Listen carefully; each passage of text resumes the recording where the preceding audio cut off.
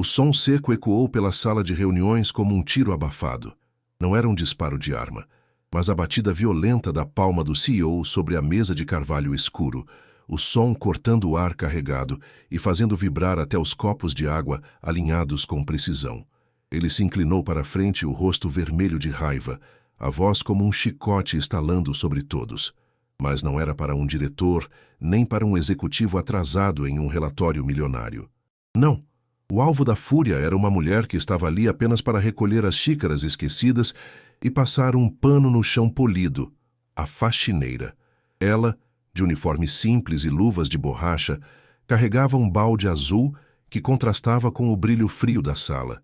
As janelas de vidro panorâmico deixavam entrar a luz cinza de uma manhã chuvosa, iluminando o instante exato em que ele, diante de todos, ergueu o dedo e apontou para ela como se apontasse para um erro imperdoável. As palavras saíram dele como lâminas. Você não tem noção do que está fazendo aqui. Está atrapalhando uma reunião de milhões. Não é o seu lugar. O silêncio caiu pesado.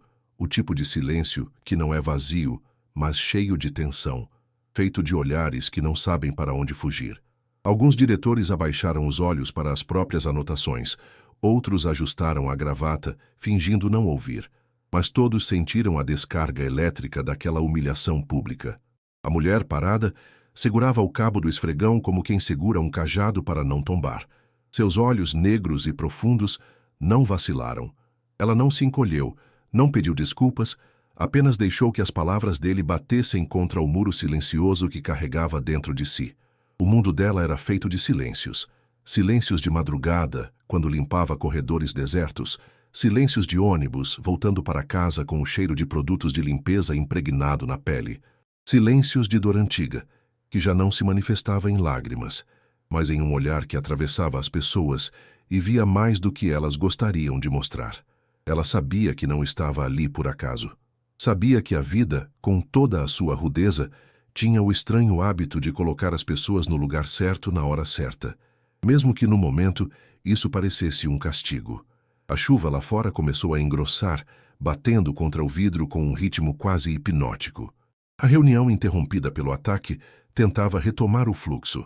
O CEO, ainda com respiração pesada, ajeitou-se na cadeira de couro, como se o simples fato de se sentar de novo fosse suficiente para restabelecer sua autoridade. A faxineira deu um passo para trás, mas não saiu da sala. Algo nela se recusava a obedecer àquela ordem não dita de desaparecer. Um dos diretores, homem grisalho de expressão cautelosa, lançou-lhe um olhar rápido, um misto de pedido para que ela fosse embora e curiosidade sobre por que não o fazia. Foi então que ela notou sobre a mesa um objeto que não pertencia àquela paisagem de contratos, laptops e gráficos projetados na tela. Uma caneta. Não era uma caneta qualquer. Era de corpo metálico, pesada, com detalhes em dourado e a ponta levemente desgastada pelo uso. O logotipo gravado denunciava que não era um brinde barato, mas um instrumento de assinatura de alto valor. E por algum motivo, ela sentiu como se aquela caneta a chamasse. O CEO, no calor de sua arrogância, não percebeu quando ela deu mais um passo, nem quando, com movimentos lentos e calculados, estendeu a mão e a segurou. O contato com o metal frio fez algo estranho acontecer dentro dela, como se a memória atravessasse décadas em segundos. Lembrou-se do pai, que tinha uma única caneta boa, guardada como um tesouro, usada apenas para assinar documentos importantes. Lembrou-se de uma tarde em que ele, com mãos calejadas, a ensinou a escrever o próprio nome com paciência e firmeza, dizendo que um dia uma assinatura poderia mudar tudo. Lembrou-se também de outra cena mais sombria, um papel de despejo que ele se recusou a assinar, porque, dizia, ninguém pode expulsar a verdade de onde ela pertence. Essas memórias, comprimidas como molas no fundo do peito, se expandiram de repente, preenchendo-a de uma coragem estranha. O murmúrio entre os diretores aumentou, mas ninguém ousou intervir. Ela, ainda sem dizer uma palavra, retirou a tampa da caneta com um estalo suave, quase solene. O som pareceu ecoar mais do que deveria, como se as paredes quisessem guardar aquele momento. O CEO finalmente percebeu e arqueou as sobrancelhas, confuso, a irritação voltando aos poucos. O que pensa que está fazendo? Perguntou com um riso curto e descrente, mas ela não respondeu.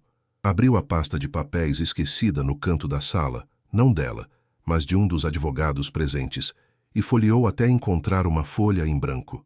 Não foi um gesto apressado, foi lento, quase cerimonial, como quem entende o peso de cada segundo. Então começou a escrever. As palavras surgiam rápidas, como se estivessem esperando há anos para sair. O som da caneta deslizando pelo papel se misturava ao da chuva, criando uma cadência hipnótica que prendia a atenção de todos. O CEO, agora sem saber se estava diante de um ato de insubordinação ou de loucura, permaneceu imóvel. A sala inteira estava presa ao movimento daquela mão. E enquanto escrevia, ela não pensava apenas na humilhação daquele momento, mas em todas as humilhações acumuladas, em todas as vezes que foi tratada como invisível. Cada traço de tinta era uma declaração silenciosa de que ela estava ali, de que sempre estivera, e que agora todos seriam obrigados a enxergar. Quando terminou, colocou a tampa de volta na caneta com a mesma calma com que a havia retirado. Dobrou o papel, caminhou até o centro da mesa e o deixou ali, diante do CEO. Ninguém ousou tocar antes dele. Ele pegou o papel com um gesto brusco, mas ao começar a ler, seu rosto mudou. O rubor da raiva deu lugar a uma palidez súbita. Os olhos se estreitaram e, pela primeira vez naquela manhã, ele ficou sem palavras. Naquele instante, algo invisível passou pela sala. Um vento frio, talvez, ou apenas a percepção coletiva de que algo havia mudado para sempre. A faxineira recuou, pegou seu balde e, sem olhar para trás, saiu. Mas o eco do que ela havia feito continuaria ali, impregnado no ar, como o cheiro persistente de chuva. O papel ainda estava nas mãos do CEO, mas parecia pesar toneladas. Seus dedos, antes firmes, agora tremiam quase imperceptivelmente. Os diretores trocavam olhares, alguns curiosos, outros preocupados, como se temessem que aquilo que estava escrito fosse uma bomba prestes a explodir. O silêncio não era mais o mesmo silêncio constrangido de antes. Agora havia nele uma tensão elétrica, quase palpável, que tornava o ar denso, difícil de respirar. Um dos advogados, sentado à esquerda, inclinou-se discretamente para tentar espiar o conteúdo, mas o CEO rapidamente dobrou o papel e o manteve próximo ao corpo, como se proteger aquele texto fosse uma questão de sobrevivência. A chuva lá fora agora caía com violência, como se o mundo inteiro quisesse lavar as janelas daquele prédio encharcado de ambição e medo. Lá no fundo, o som distante de trovões parecia acompanhar o clima da sala. O CEO respirou fundo, como se buscasse forças para se recompor, e então, com a voz controlada, mas estranhamente rouca, disse que a reunião estava suspensa. A frase caiu como uma sentença inesperada, e todos ficaram imóveis por alguns segundos, sem saber se deveriam levantar ou esperar mais instruções. Ele não olhou para ninguém, apenas guardou o papel no bolso interno do terno e caminhou para fora, deixando atrás de si um rastro de inquietação. Enquanto isso, a faxineira já estava no corredor. Seus passos ecoavam sobre o piso de mármore, firmes, sem pressa. O balde balançava suavemente em sua mão, e o cheiro de desinfetante misturava-se ao perfume caro que escapava pela porta da sala de reuniões. Ela não olhou para trás, não tentou adivinhar o que aconteceria depois. Havia dentro dela uma serenidade rara, como quem sabe que a sua parte foi feita e que o resto não depende mais dela. Ao descer pelo elevador de serviço, sentiu um alívio silencioso, como se tivesse tirado de dentro de si algo que pesava há anos. Mas aquele edifício, com seus andares de vidro e concreto, não esqueceria tão cedo. Em menos de uma hora, já havia murmúrios nos corredores, nas copas, nos chats corporativos. Você viu o que aconteceu com o CEO? O que será que ela escreveu? Nunca vi ele daquele jeito. Alguns inventavam teorias mirabolantes, que era uma carta de denúncia, que expunha segredos da empresa, que envolvia contratos e fraudes.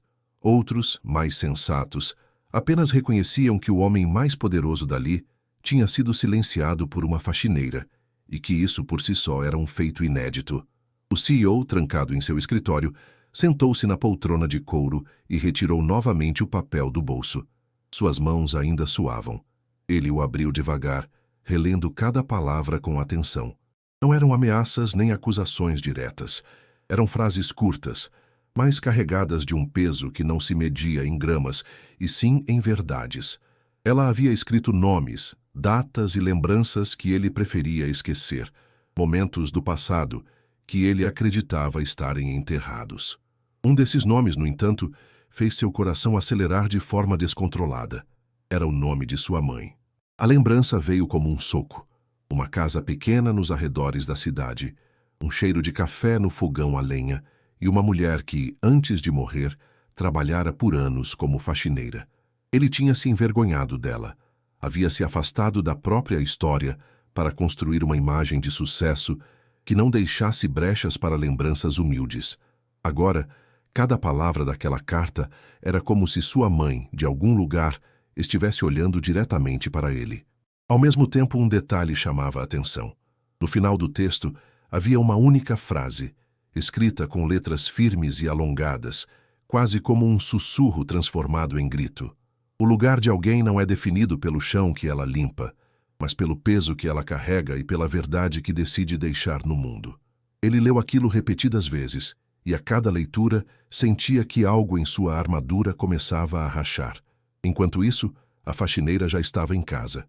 Morava em um pequeno apartamento no quarto andar de um prédio antigo, com paredes descascadas e corredores estreitos.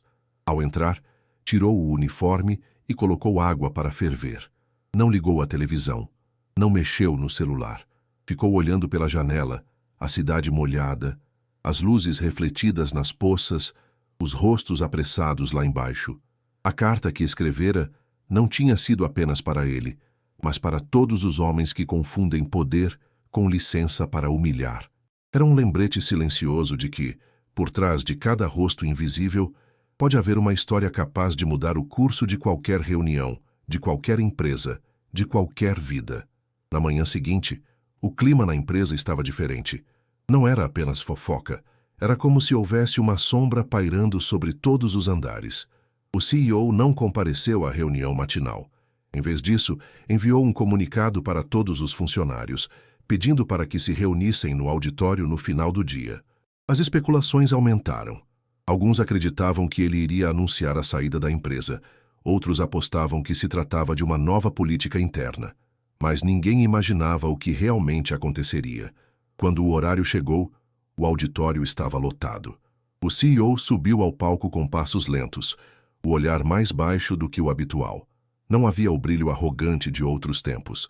Ele segurava a mesma caneta que a faxineira havia usado no dia anterior. Sem discursos longos, começou dizendo que precisava contar uma história pessoal. Falou de sua mãe, de como ela trabalhara como faxineira, de como ele havia tentado apagar essa parte de sua vida por vergonha. Admitiu que, ao longo dos anos, tratara pessoas com a mesma frieza com que havia sido tratado por outros no passado. E então, diante de todos, fez algo que ninguém esperava. Anunciou que a empresa passaria a investir parte de seu lucro líquido anual na criação de um fundo para apoiar a educação e o desenvolvimento profissional de trabalhadores de limpeza e serviços gerais. O choque foi geral. Alguns aplaudiram de imediato, outros demoraram a reagir. Mas ninguém ficou indiferente. Ele, por sua vez, não mencionou o nome da mulher que havia sido a faísca para aquela mudança. Não precisava. Ela sabia. E naquele momento, mesmo longe dali, ela sorriu. O anúncio do CEO se espalhou pela empresa, e em poucas horas já havia rompido as paredes do prédio e chegado à cidade. Jornais locais, blogs corporativos e até perfis de redes sociais de funcionários publicavam sobre o discurso inesperado que mudou tudo. Mas para quem estava lá, o momento tinha sido mais do que uma simples declaração. Havia sido uma ruptura, um deslocamento de placas tectônicas na base de uma cultura que sempre fora rígida e silenciosa diante das diferenças sociais. Ainda assim, ninguém sabia o que exatamente tinha desencadeado aquela mudança abrupta, e a ausência de detalhes só aumentava o mistério.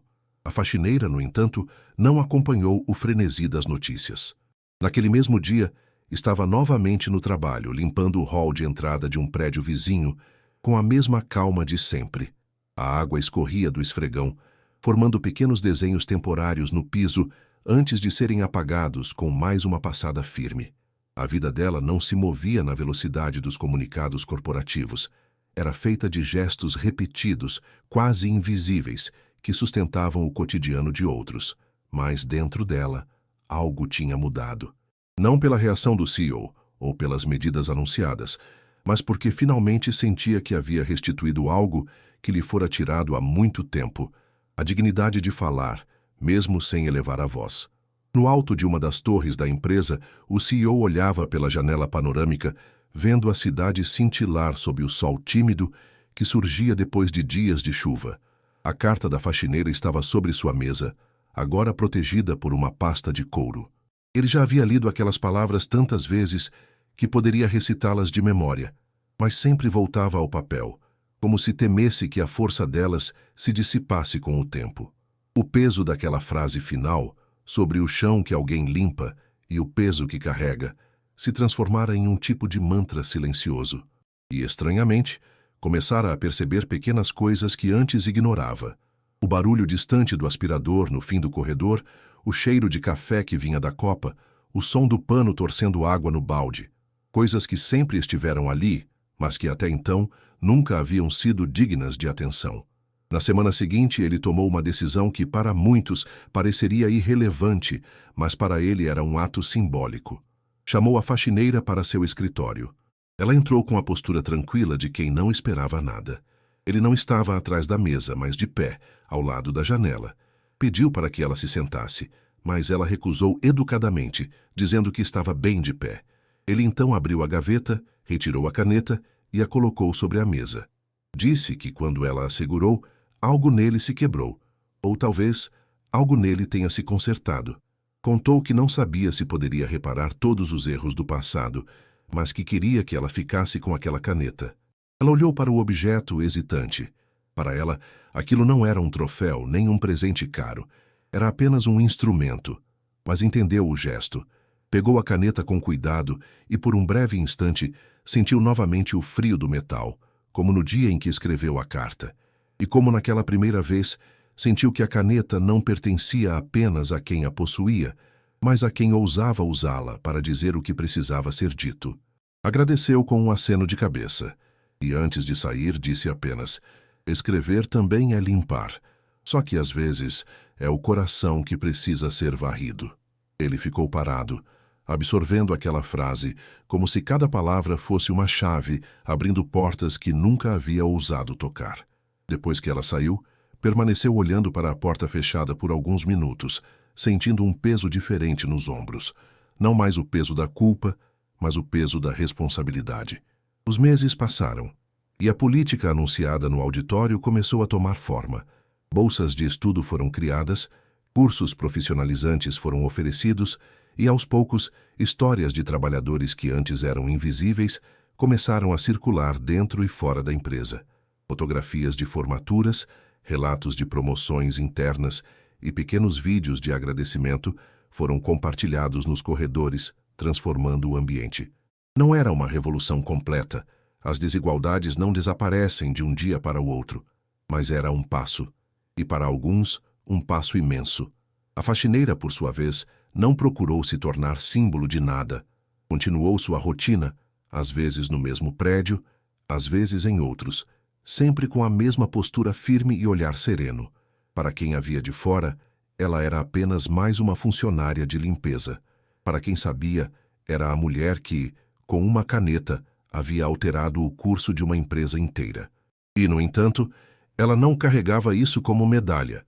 Carregava como parte de sua própria história, algo que não precisava ser exibido para ter valor.